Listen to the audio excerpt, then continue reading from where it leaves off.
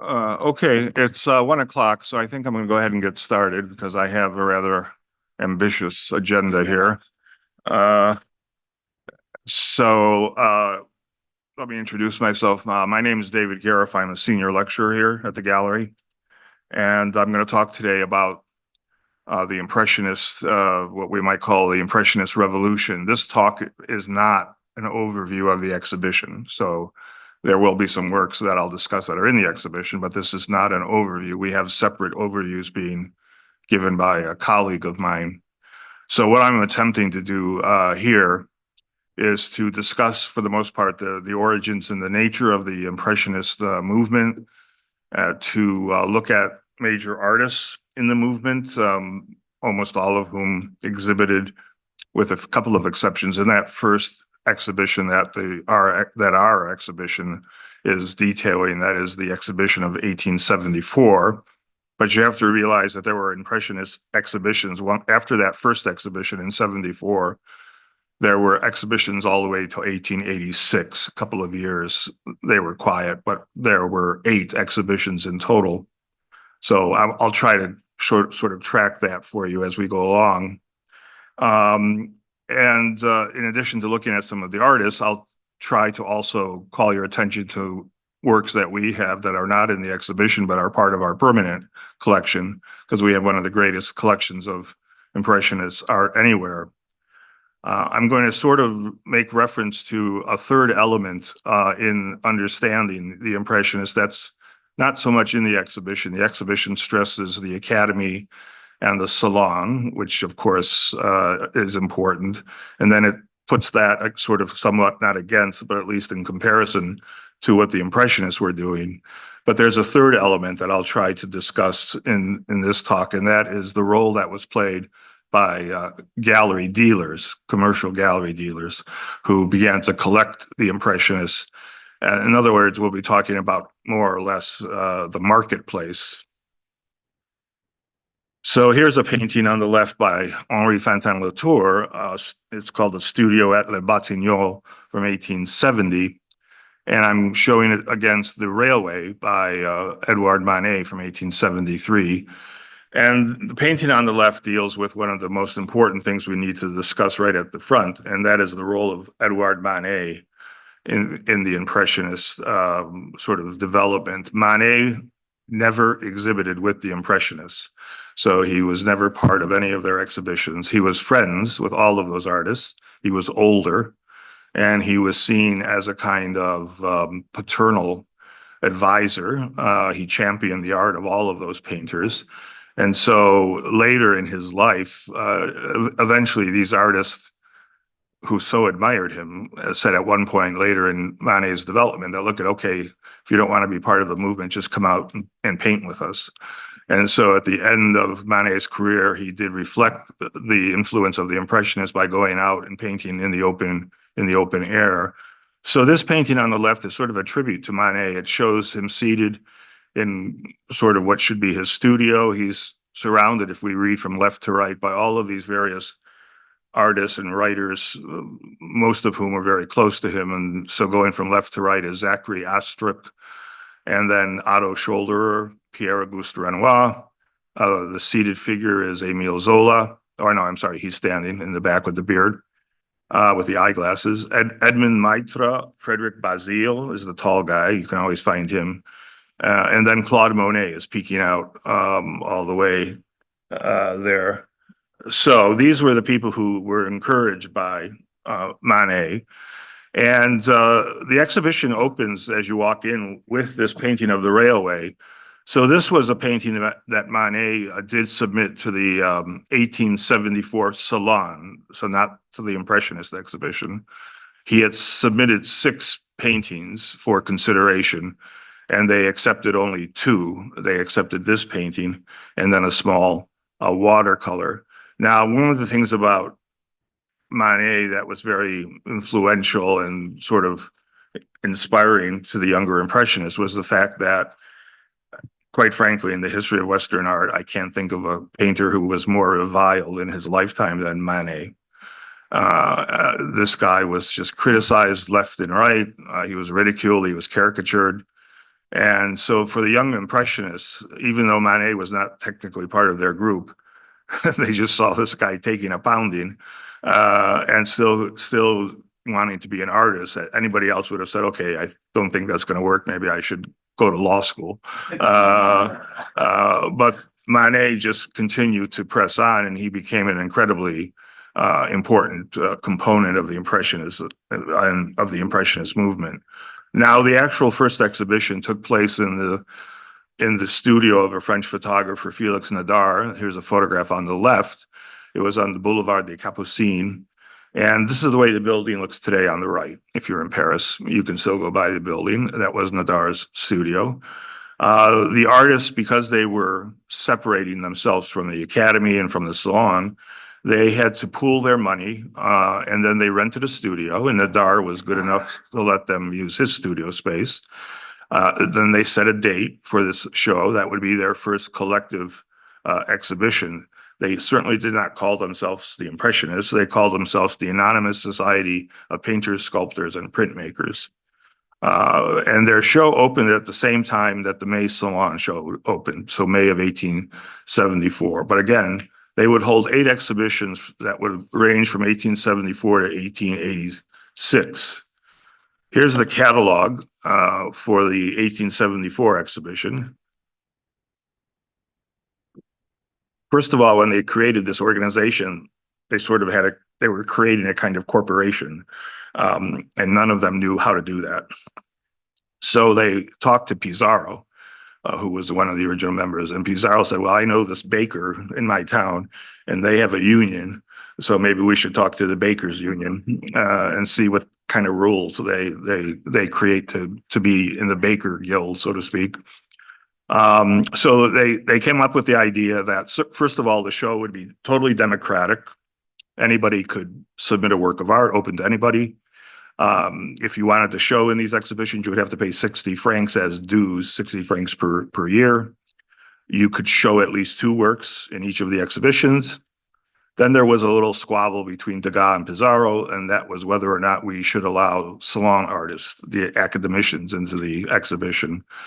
And Degas argued to include them. Pissarro argued strongly against including them, but Degas won out in the sort of sense of a more egalitarian show. So you will see, and that's what the exhibition sort of shows you nicely, is this kind of melange or blending between the so-called academicians and the Impressionists themselves. So the catalog you see here is for the 1874 exhibition, which ran from April 14th to May 15th, 1874. There were 30 artists in the exhibition, and they displayed 165 works. All of the works were for sale.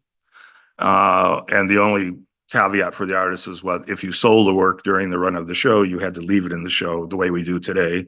They would put a little sticker saying it's sold, but it had to stay in the exhibition. So here is the page that refers to the great painting that became the sort of calling card of the group, Monet's Impression Sunrise, 1872. It's number 98 on that inventory that you see on the right. So this was the way that the works were presented. A number of paintings from the National Gallery were in that first exhibition, so I've put together a little mosaic here. Renoir's Dancer in the upper left, Berthe Morisot's The Harbor at Lorient, her mother and sister of the artist, and Pissarro's Orchard in Bloom. So that's all across the top. Those were all in the exhibition, and those are all paintings we have at the National Gallery. The other artists represented in this little mosaic down in the lower left is Monet's Boulevard of the Capucines, Degas' At the Races in the Countryside, which is in the exhibition, and of course the famous painting by Renoir, one of his best, The Loge, that's today at the Courtauld in London from 1874, that's in the exhibition.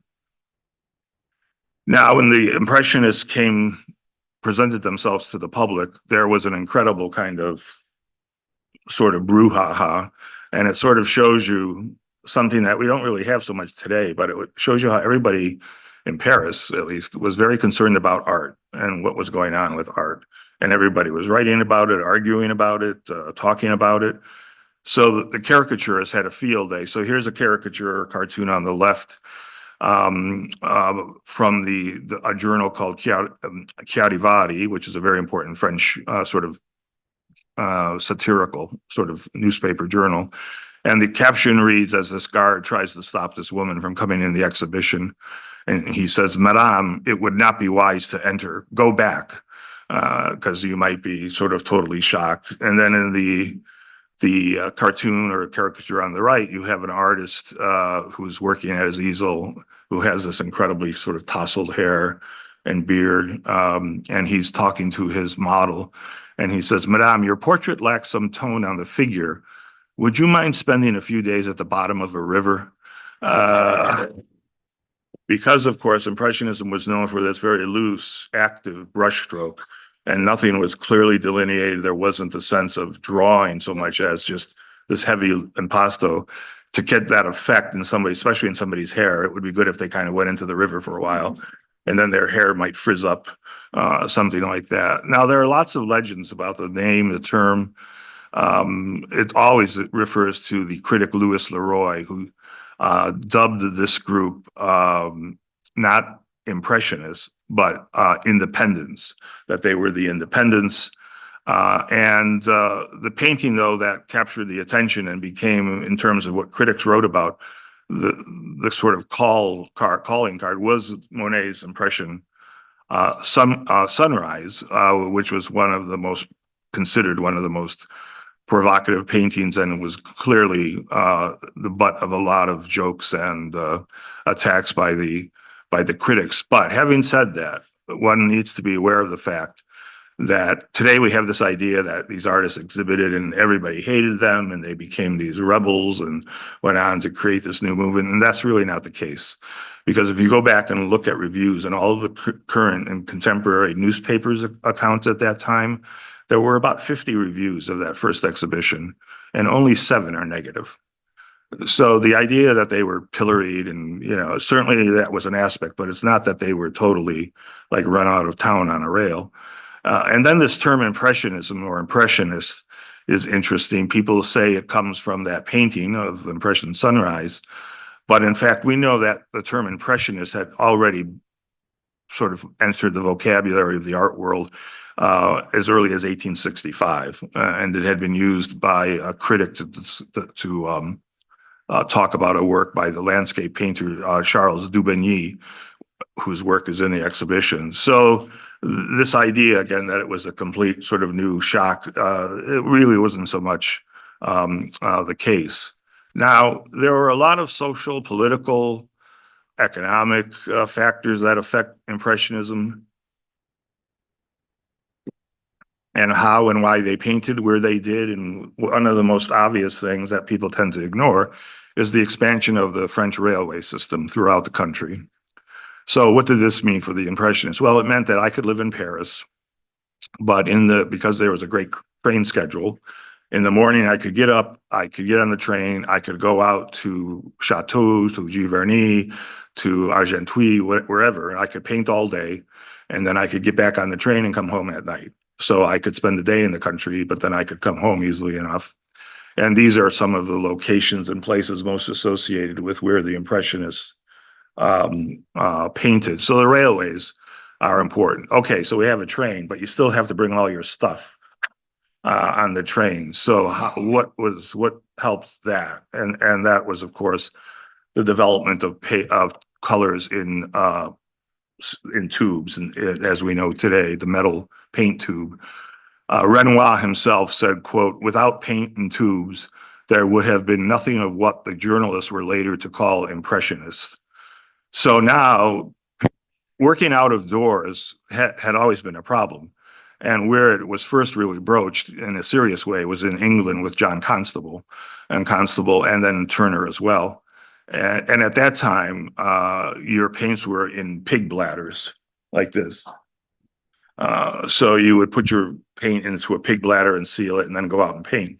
But when you opened up, as soon as you opened up that bladder, the paint was going to start drying and coagulating. So that was a real problem.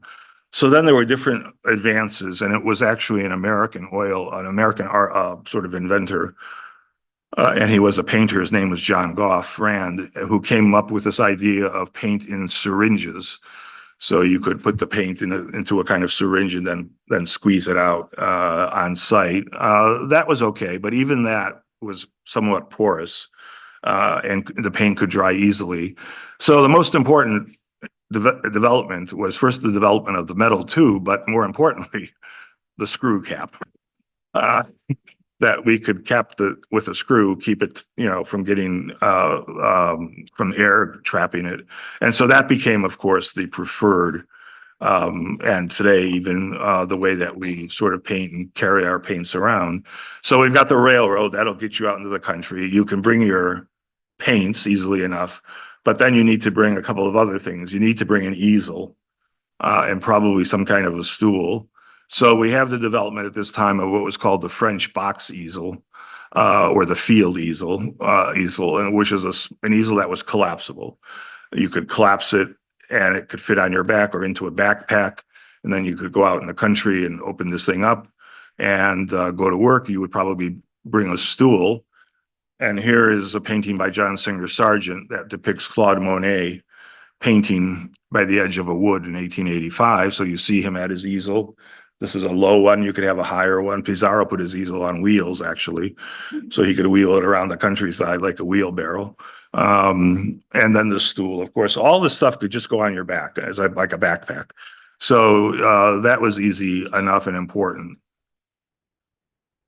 Now, in the realm of gallery dealers and promoters of the Impressionists, at the very top of the food chain was the dealer Paul Durand-Ruel, R-U-E-L, Paul Durand-Ruel. Here he is in his gallery on the left in 1910. He was ahead of the curve in terms of collecting Impressionism. And by roughly or about by 1910, he had acquired 5,000 Impressionist paintings. The image on the right was one of his is a grand salon in his home, and it shows a number of Impressionist paintings, most notably the Renoir dancers here. That's in Boston here. So here's the art market. Dealers become very important, and when Durand-Ruel went into the market, he went in with a vengeance.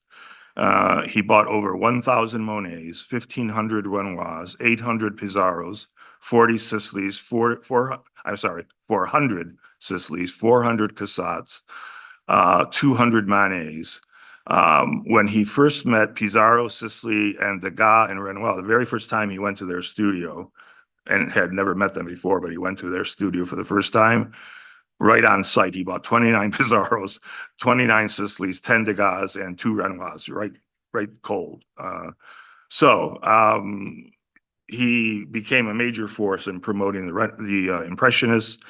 His works today, or his works that were originally in his collection, are today obviously dispersed, but two of the biggest sections of his collection, one is at the Musée d'Orsay, who of course was the partner with this exhibition, and the other chunk of work went to the Barnes Foundation.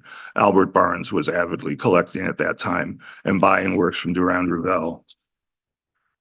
So here on the screen now is an exhibition that he curated in England. He was very adamant about spreading Impressionism beyond France and getting the market to expand. And so he had an exhibition at what was the Grafton Gallery. It was an art gallery in London. Here is an installation shot, and the painting you should recognize is this one. That's the boating party. That's in the Phillips today. So he owned that originally.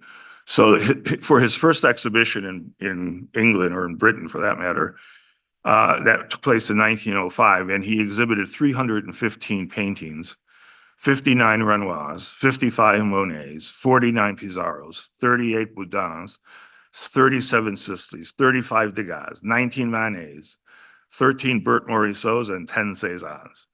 Wow. So I'll just kind of take you through and show you. Here's our painter today of the dancer that was exhibited at this exhibition. Other very familiar works today. All of these works are today dispersed through museums in mainly France and America. Here, this room was almost totally devoted to Renoir. A number of these works ended up in the Barnes Foundation. This was the Degas room, and the two versions of the laundresses that are on the wall there that you can make out up here. And I can't on here, these two. These are in the National Gallery today. So that they're part of our collection. And then the painting that is in the exhibition, that was one of Degas' greatest, is a small painting of the racetrack in the countryside, carriage at the racetrack. That's today in Boston. So I'm going to try to go through some of these artists. And again, I'm not going to restrict myself to the exhibition, but these are two photographs of Monet, one by Nadar, the photographer we just mentioned, on the right from on the left from 1899, and on the right from 1865. Of course, Monet is, in some ways, he's the heart and soul of the movement. He's the guy who was every movement has to have like a zealot. And he was the guy who was like really committed to pure Impressionism, even from the get-go. This is his great painting at the garden at Saint-Andrés from 1867, a seaside resort near one of the places that the Impressionists liked to paint, near Le Havre. This was the summer of 1867, excuse me. It's a gorgeous painting. This is one of his best paintings because you can almost feel the wind blowing and feel the air and feel the atmosphere and feel the sunlight. He used his father to pose for the guy with the Panama hat here. And so this is really sort of an early indication of Monet's talent. Here's a painting that's in the exhibition on the left, The Luncheon from 1868-69 from Frankfurt, today in Frankfurt, and Monet's Grenouillère, 1869. The painting on the left is an important one. It's autobiographical. It essentially shows Monet's family. And Monet was receiving a small stipend from a patron, but it was not really enough to live on. So he had to scrimp. Monet, some of the Impressionists were wealthy, most especially Degas and Caillebotte. They were independently wealthy. Monet, Renoir, they had to really scrap, and Pissarro as well. So he's using his family here as the models. And what makes this painting particularly provocative, in part, beyond just the formal aspects of it, is the fact that it depicts the home of an unmarried couple. He wasn't married to his wife and their illegitimate child. So as soon as the critics and the public knew who this was in the painting, they hated it. It didn't matter how wonderfully it was painted or anything, but it seemed to be an attack on sort of moral virtue. So the paintings did have always this somewhat political and connotation. This was Paris in the post-Franco-Prussian War period. The exhibition sort of introduces us to that. Both of these paintings were submitted by Monet to the Salon of 1869, and both of them were rejected. Neither one was accepted. So this was, in fact, one of the provocations, I think, that really just made the Impressionists think maybe we've got to go our own way, and maybe we should just go around the Salon rather than be beholden to it. This is Monet's Brigitte Argenteuil that we have here at the gallery, 1874, and then Woman with the Parasol from 1875. So I'm going here ahead in time. The painting on the right is in many ways like the seaside painting I just showed you, which is to say the sense of the wind and the atmosphere and the clarity of the light and the brush, everything about that painting. You feel like you're outdoors when you're actually looking at the painting. There was a saying about Constable, and Constable was influential on the French Impressionists. Many of them saw his work in exhibitions of his work in Paris. Some of them actually saw it in London, but it was said about many Constable paintings that when you looked at it, you thought it could rain in the painting because he was so good at capturing the humidity and the effects of atmosphere. Monet, more than any of the other Impressionists, liked to work in series. So he'd like to take on a subject and then kind of work through it, sometimes for many years, until he felt he had kind of exhausted all the possibilities. And those variations related to painting the subject, whatever it might be, These are all open air paintings painted outside.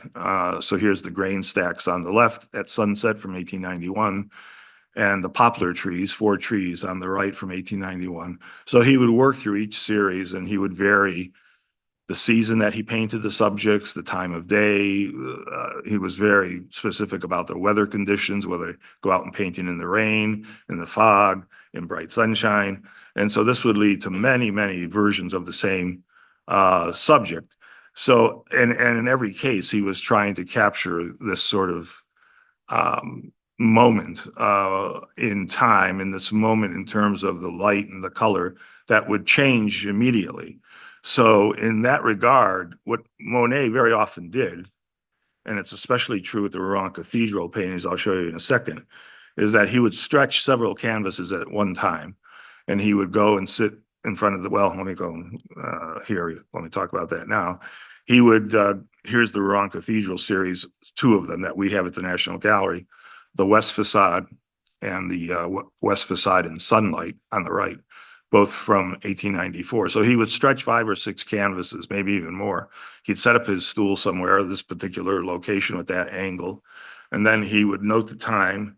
Okay, it's like 8 in the morning, and then he would start to paint. And as soon as the light changed, which could have been like 8:15 or 8:30, he'd put that canvas aside and pick up another one. And then he'd note the time. Okay, I'm starting this one at 8:30. And he'd go through that way. Then he'd come back to the next day, and at that same time, he'd put up the 8 o'clock painting, then the 8:15 painting, and then the 8:30 painting, so that he would try to deal with the same light. So here, what you see in Monet is this desire to capture light and color, but to this dissolution of form because of the fact that there's an envelope of air and atmosphere between our eyes and a work of art. This is one of the great art lessons he gave an American painter who had come to work with him in Giverny.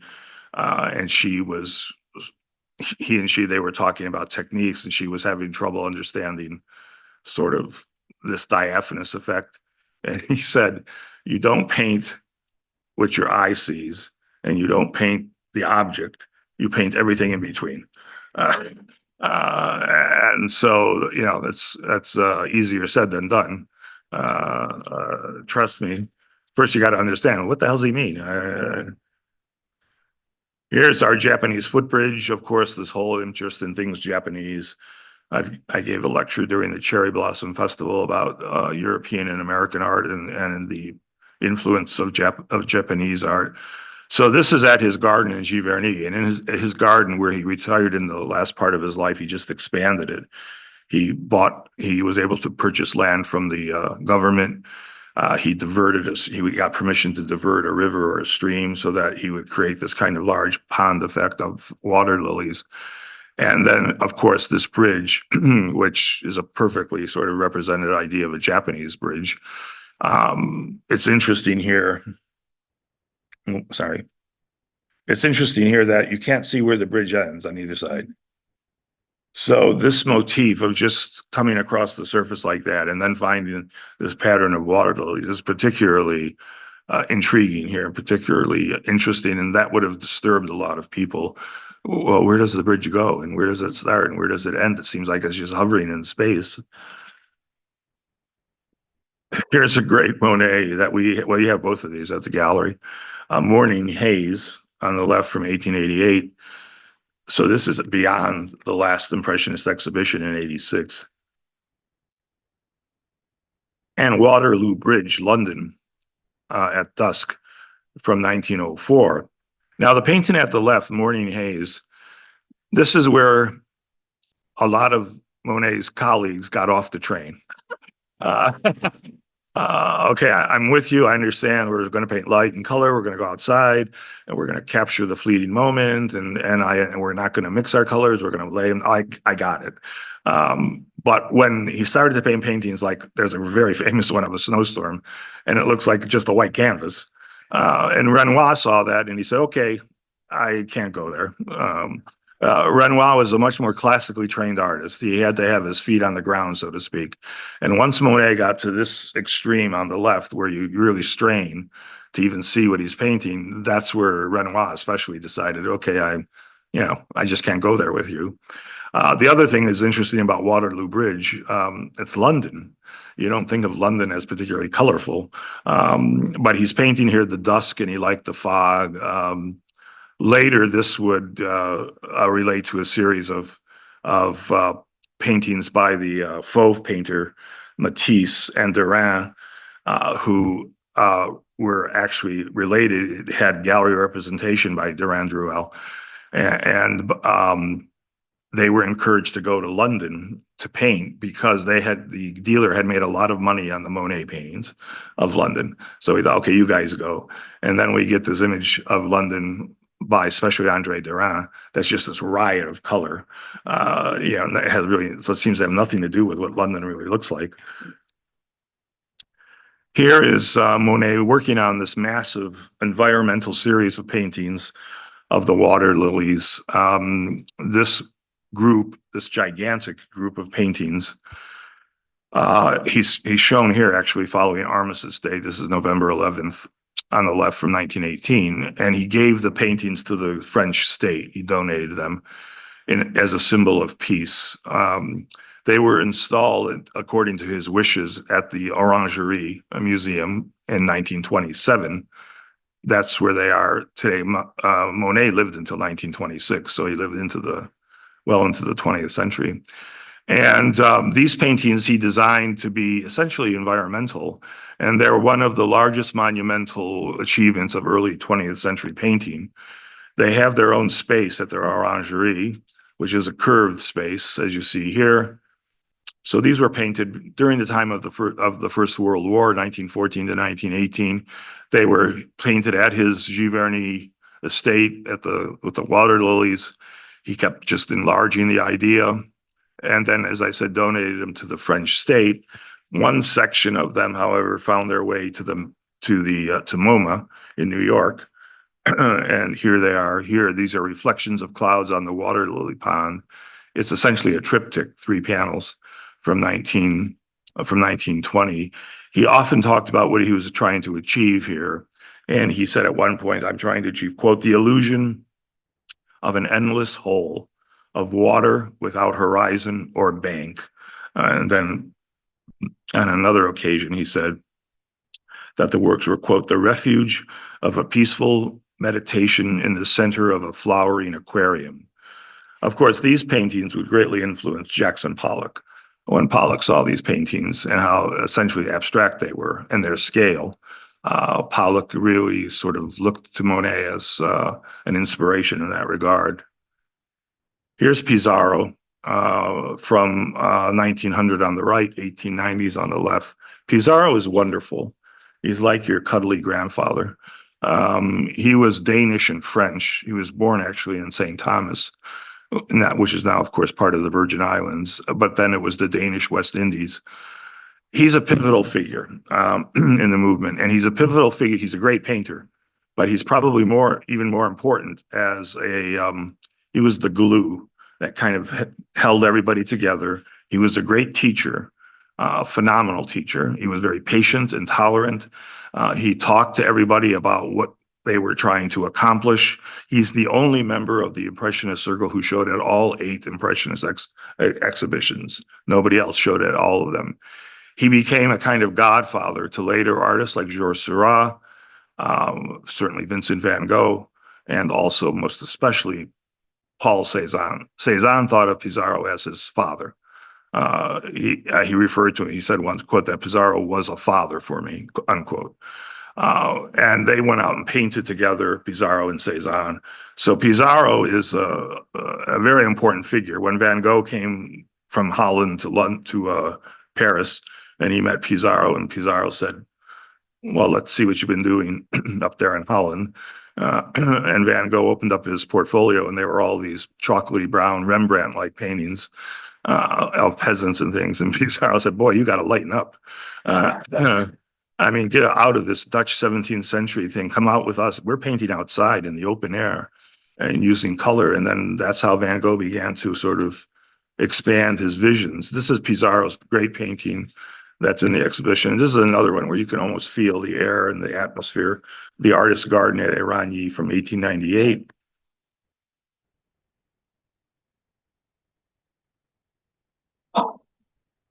And here's Pissarro with his family at Eragny, his sort of country home. There's his rolling easel. He developed this easel on wheels.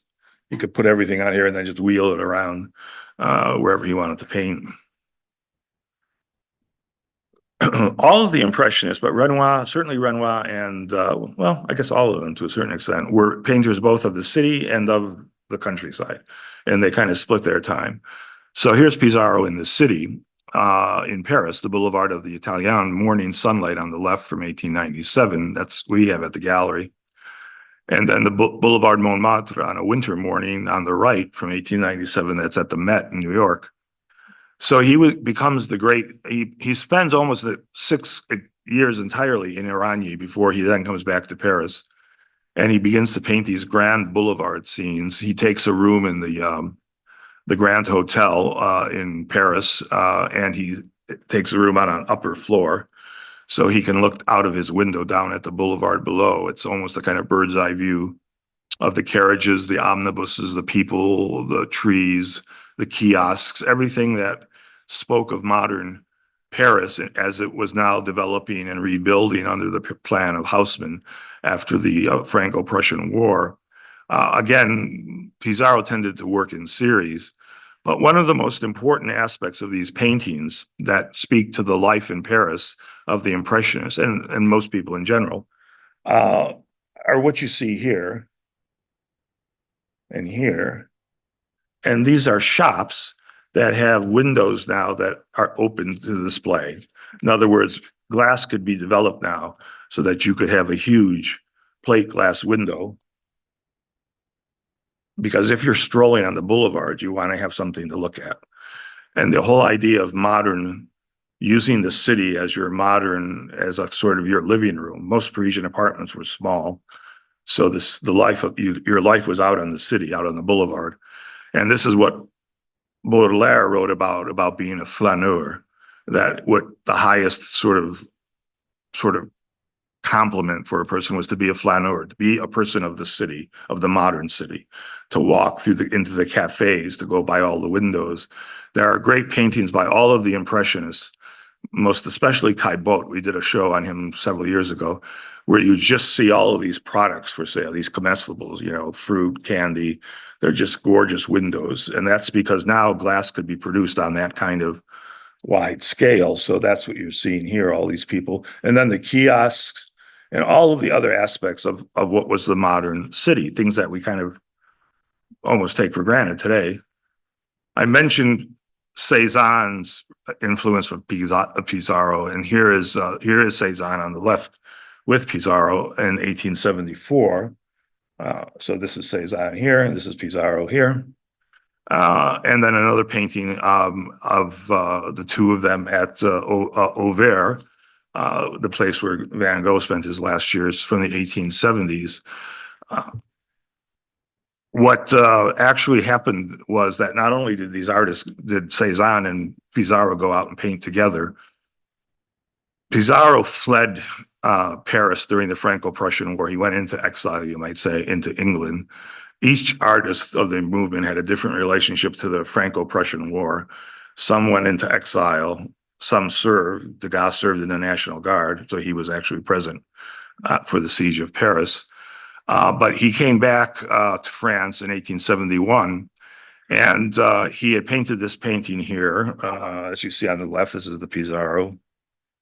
And Cézanne loved it so much that he asked if he could borrow it and make a copy. So this is Pissarro and that's Cézanne, but this is a copy of this. There was a wonderful exhibition at the Met, I don't know, it was probably 20 years ago now, that was about these two artists. It was called Pissarro, Cézanne Pissarro. You can still find it online. And what they did, the curators found almost every example of where the two artists were seated together, painting the same subject. So through the exhibition, you saw this kind of comparison. Renoir, of course, becomes one of the major figures. An early photograph on the left from 75, and one of it in his late years when he was suffering from crippling arthritis in his hands, from 1910. Now, this kind of shows things in a nutshell here. This is Renoir's Diana that we have at the gallery from 1867. And this really shows his classical training, the emphasis on drawing, the tightness. Of course, it's a mythological subject, but you can almost imagine in your mind how this was painted in the studio. He had a nude model, and she would have been putting her foot up on a stool, and she would have been holding a pole to stabilize herself. She would have been seated on some kind of a stool or something. So that would have been the studio, what would have come out of the studio. And then you make it a bow, you throw in some clothes and throw in a deer, and it becomes Diana. So it becomes this mythological character. But the difference between that and what you see on the right is, of course, Renoir's movement into the Impressionist realm, where now it's not so much about drawing and about this clarity, and certainly not about mythological scenes. And you have this incredible bright pastel palette, this energetic brushwork.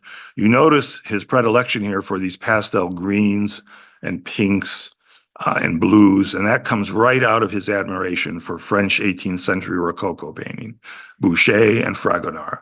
A lot of artists sort of thought those artists were somewhat maybe trivial, but not Renoir. And so his palette owes a lot looking back at the 18th century.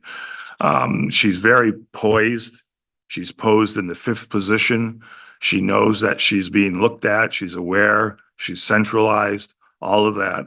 Everything about what I just said, Degas would have hated because Degas had no interest in dancers like that, posed like that. He wanted to see them at their most awkward, when they were rubbing their ankles and when they were stretching their backs and when they were in rehearsal. You don't have any paintings by Degas that show a dancer in that particular mode. And here's the difference. You know, this is the language of Degas, these two ballet dancers. This is a painting, a pastel from 1879 that's at the Shelburne in Vermont. And there's the Renoir. So there's quite a difference. Well, I'm not going to get into my feelings about Degas because it'll be an hour. I just think Degas is incredibly. I think he's the best of all of them, and I think he's one of the greatest painters in Western art history because he has an incredible intellect, and just those kinds of poses and things show how he sort of thinks. Of course, like Pissarro and like everybody, painting both the country and the city. This is Renoir's Pont Neuf in Paris, 1872, that we have at the National Gallery. And you can see why these paintings were eventually so beloved, especially into the 20th century. Today, it's almost like a cult of it. Today, you can have any exhibition. It could be an exhibition on my old shoe. But if I say it's my old shoe and Monet, people will line up to come and see it, which is fine. I mean, I'm not, because the paintings are beautiful and they're great. But it's almost become a kind of cult. And here again, and it's because they're so beautiful and they are so engaging, and that they bring us into this world of the city or of the country with these atmospheric effects, the sense of the momentary, very often again looking at a cropping of forms that comes from their interest in photography, which I'll mention in a few minutes. Of course, among Renoir's greatest paintings, next to the Boating Party, is the one that's in the exhibition, the Loge, here on the right, from 1874, that's in the Courtauld. And on the right is a caricature that shows a couple, or one individual in this case, at a theatrical performance at an opera with these huge binoculars. They're not really opera glasses. And the idea here's this gentleman looking, is that you went to the theater not to actually see what was on the stage. You went to see who else was in the theater and who was with who. And oh my God, that's his mistress and this and that. And where's the wife? And, all this kind of stuff. So it was a theatrical kind of extravaganza. And it was only into the 19th century that for performances, the house lights would be dimmed. For the most often at this point, the lights stayed up, so you could ignore anything on the stage and keep looking, and who was coming in late and who was trying to sneak into a box or sneak out of a box. So it's the whole idea of this, and what that leads to, and it's beautiful in the Renoir and also in Mary Cassatt, is this fascination with the gaze. Where am I looking? How do I see things? And that's the difference here. She presents herself beautiful. This is just a fantastic piece of painting here. She presents herself sort of frontally to the viewer, and that was and the man was Renoir's brother Edmond. He's the model for that, and the woman who is the model for this painting was named Nini Lopez. Um, she had a really horrible nickname, which you would never guess. Really, her nickname was Fish Face. And I don't know, does that look like a fish face to you? Not to me. So it might have related to some other things. In any case, there's this social, these are paintings that are also part of society. They're part of the life and the times of being in a city like Paris. This painting sort of echoes the Renoir. This is Eva Gonzales on the left, a bar at the Theater Italien from 1874. This is in the exhibition. She has almost exactly the same idea, a couple in a box. The woman here moves forward, but when you really think about it, she moves forward in a much less graceful sort of way than what we saw in the Renoir. Eva Gonzales was the only student that Manet acknowledged. That he never said he had any students except for Eva. She was introduced to him in 1869. And that painting on the right, you can already guess, owes a lot to the railway, to the child and the woman at the gate. So Gonzales was really looking at that painting by Manet. The Loge, the painting on the left, was rejected at the 1874 Salon, and she kept exhibiting, she kept putting it in each year. And finally, they just broke down and it went up and it was shown in 1879. The painting on the right is, again, that's that's one of her best paintings. We're fortunate to have that. And that was first exhibited at the Paris Salon in 1878. Her career was very brief. She died in childbirth in 1883 at the age of 34. She died 6 days after Manet. Here is the sort of the Renoir clan. Here, that's Greta Prozar, the woman, but the other figures are Auguste Renoir seated. So these two, this is Prozar and Auguste Renoir. And then across the back, we have Claude Renoir. Anybody know who this guy is? No, good guess. It's Matisse. So there's Matisse, and then there's Pierre Renoir over here. Of course, the most famous son of Auguste Renoir is the filmmaker Jean Renoir, who went on to make some of the greatest films of the 20th century. Degas, self-portrait, and both self-portraits, one a photograph on the right, obviously, and a painting on the left from 1855. Now, with Degas, you enter a realm of an artist whose intellect, in some ways like Cezanne, is always at work. And so the way he organizes compositions, crops forms, segregates figures, the husband from the wife and the children, is in a segregated kind of space. There was a background of tension during this time. The woman was in mourning for the death of her mother. Supposedly, the marriage was on the rocks and the children were sort of caught in the middle. So you see this child looking towards her father, this one really being protected by the mother. So Degas has an ability to render psychology. One of the great paintings that's in the exhibition is this one, at the races in the countryside from 1869. Here you get especially the effect of cropping that's coming from photography. So the way these horses just bleed off, the asymmetry of the composition, this kind of interaction, but especially the painting here is just brilliant. Figures going different ways, coming out, going in. There's a lot of thought in Degas' paintings. It's a beautiful scene of upper class leisure. The horse races were very popular, going to the opera, going to the theater, all of these things, cafe society. This was part of what made Paris so, of course, attractive. And you see those details on the right. This figure is interesting going that way. And then this carriage that just kind of bleeds off to the right. There's always a great thought process in Degas, and when you look at the dance foyer at the opera on the left from 1872 and the ballet class on the right, you can see his mind at work, because here especially, we've got a complicated space. This is a dance rehearsal. This is a mirror. This is an opening. There's clearly a window somewhere out here.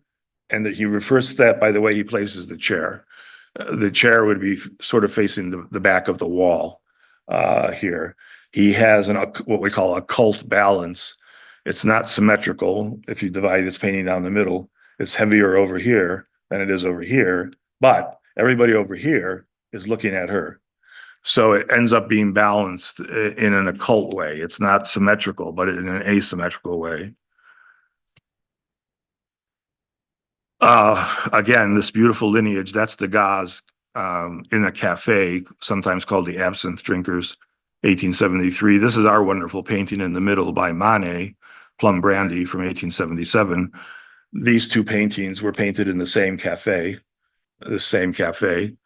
And then Toulouse-Lautrec a little bit later on the right. So this particular cafe, which was called the Nouvelle Athènes, the New Athens Cafe, it was in a sort of shady part of town, the Pigalle neighborhood, but it's where all the Impressionists sort of hung out. And what's interesting, again, I could go on for hours, which I don't have. I've got like 7 minutes. But this kind of scene, these sort of people in a kind of stupor in front of a glass of absinthe and the bottle here. Émile Zola was a great admirer of Degas. We saw his portrait, his figure in that portrait by Fantin-Latour. And he once said to Degas, quote, I quite plainly described some of your pictures in more than one place in my pages. When you read different Zola novels, especially La Samoire, the dram shop, which deals with alcoholism, he approaches subject matter as a writer in a similar vein to Degas as a visual artist. Toulouse-Lautrec picks up the same idea here a little bit later. There's a beautiful kind of continuity here. This painting actually caused a little bit of a stir because of the two people who posed who were friends of Degas, and they were afraid that once the painting came out, everybody would think that they were alcoholics. I showed you these paintings when they were at the Grafton Gallery, and here they are, woman ironing. Everything here is so pose is great. I mean, she's yawning, she's stretching, she's pushing down. This is the kind of iron you heat it. It's very heavy, but you have to push to get the wrinkles out. This whole passage here that looks like a Japanese print of just the laundry hanging here across this flat realm. I mean, Degas never disappoints. He just doesn't. He's always thinking, and especially with the relationship to movements, postures, rhythms, patterns, all of those ideas. And of course, he was influential for Picasso. So when Picasso does his woman ironing in 1904, he certainly was aware of Degas' paintings. When the young Picasso left Barcelona and came to Paris, he did not speak a word of French at that point, but he wanted to go, and he did go to all the places where the Impressionists hung out. But the two artists he was most interested in when he came to Paris were Degas and Toulouse-Lautrec. And he went to all of the haunts, and he even stalked Degas on the streets occasionally, hoping that he would see him. Degas was something of a curmudgeon, but he stayed in the city, unlike some of his colleagues. This is the tub. Again, these incredibly beautiful vantage points, high up looking down, influence again of Japanese art. But Degas was influenced or interested in motion. And the artist or the photographer he was most interested in was Edward Muybridge and his publication of animal locomotion. Animal includes both people and other kinds of animals, horses, etc. Degas bought the whole set of these publications. There were numerous volumes, and he studied them. And of course, it was in Muybridge's work that he proved that at a certain speed, a horse's four legs are up off the turf at the same time. This was with a bet that he had with Leland Stanford. Stanford in California was a railroad magnate, and he owned horses, and he had a racetrack. And they had a bet, and Stanford said, "There's no time when a horse doesn't have a leg on the ground." And Muybridge said, "Well, let's go find out." So they went out to the track. He set up his multiple cameras, and he proved that at some point, all four legs are indeed off the ground. So Stanford lost the bet. This is the four dancers that we have at the gallery. One of Degas' last paintings from 1899. His interest in photography plays a role here, because Degas, all of the Impressionists, but most especially Degas and Renoir, they were not afraid of photography. When photography comes on the scene in 1839, many artists thought, "Oh my God, there goes my work," because I won't be able to match the realism in a portrait and things like that. So there was a great, on the part of many artists, they were frightened by the invention of photography. In the case of Renoir, especially, and Degas, they bought cameras. And even though they weren't trained as photographers, they sort of were self-taught. And so here you're looking at two negatives of a dancer it was a photograph that Degas took. This was the glass negative. And he didn't realize that you can't leave the negative out in the sun. And so in his studio, it was exposed to sunlight. And what happened is that the negatives became solarized. They ended up looking like this. They weren't black and white anymore, but they were this orange and green. He went ahead and even printed or developed images from those glass negatives. But most importantly, it probably relates to our painting, both in the color scheme and also in the poses of the gesture and the gestures, and more importantly, is that, in fact, when you look at these dancers, it may even be the sense that we're not looking at four dancers, but one dancer in a sequence of movements. That might very well have been the inspiration of Muybridge. Of course, Degas' pastels are magnificent. And here, first of all, that's a photograph that he took. So he was often using photographs as models. So that's the photograph he took of a woman drying herself in 1896. And that was used as a basis for a number of pastels that this is an oil in the center and a pastel on the right. The artist who liked photography for a different reason was Cézanne, because Cézanne was horrible with models. He was belligerent, he was intolerant, you didn't even get a bathroom break. And you couldn't move, you couldn't breathe, forget having lunch. And so he finally just said, I'm going to just take a photograph and put it on the easel. And then that model's never going to move. But he was notoriously finicky about his models. Gustave Caillebotte, we did a beautiful show of Caillebotte some years ago. The Floor Scraper is one of the great paintings of the 19th century. As you see here, this was in the second Impressionist exhibition in 1876. This was revolutionary in the sense that it shows urban workers, not some idyllic peasants out in the countryside, but this is real labor, real work in the city, influenced certainly by Degas. And of course, the most famous Caillebotte is the Paris Street Rainy Day from 1877. So 1877, the Impressionist exhibition started in 74. There is not an exhibition in 75. Then there's one in 76, 77. This was in the 77. And then 79, they skipped 78, 79, 80, 81, 82, and 86. That's the run of all of the Impressionist exhibitions. By 86, all of these artists are going off in different directions. They have different interests.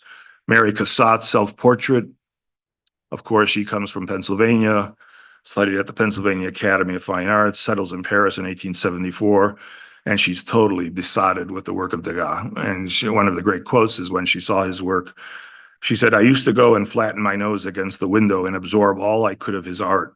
It changed my life. I saw art then as I wanted to see it."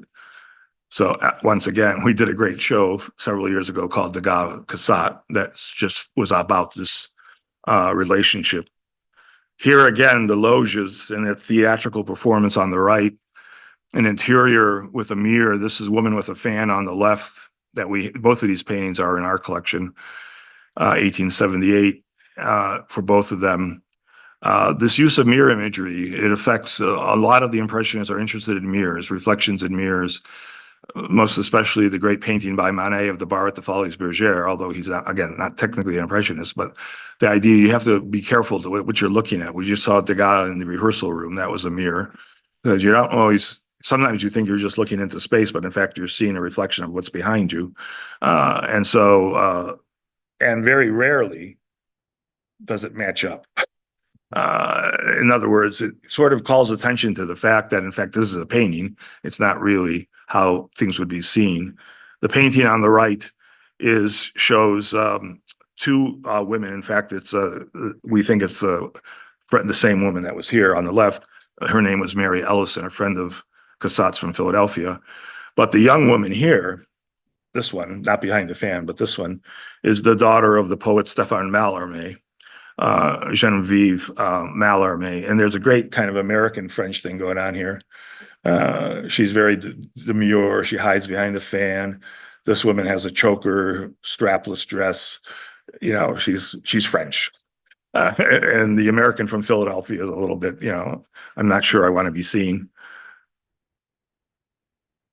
Of course, the great child, little girl in a blue armchair. I'm going to now dazzle you with a light show in order to finish. This painting we know was looked at by Degas. In the case of Mary Cassatt, she was very close to Degas. He often gave her lessons and they talked and they exchanged ideas. They exchanged paintings as gifts. And at one point when Cassatt had finished this painting, she almost, not always, but very frequently asked his opinion. You know, what do you think about this? And when he looked at it, initially, with the way Cassatt painted it, first of all, the dog was up here, not down here. But this is more interesting. She painted it the blue line so that it was right flush, sort of parallel to the wall. And Degas said, you know, that's pretty boring. You should make the space converge at a point this way.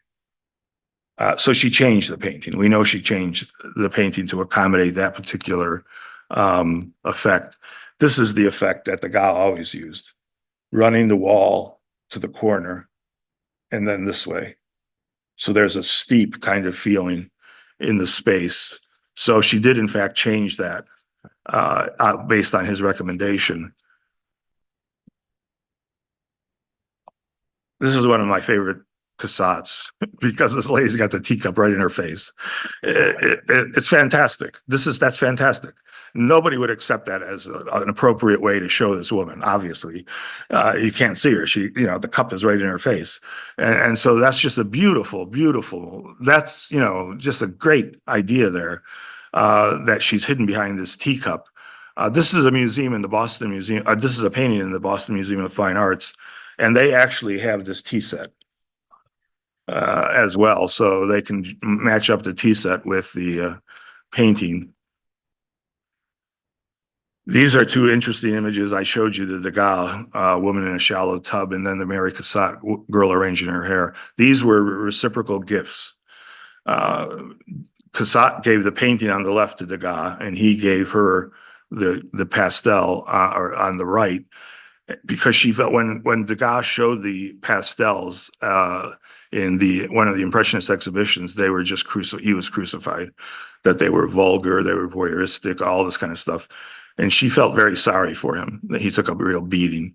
And so when it came to get a gift, she took one of the paintings that he knew had been so vilified by the public.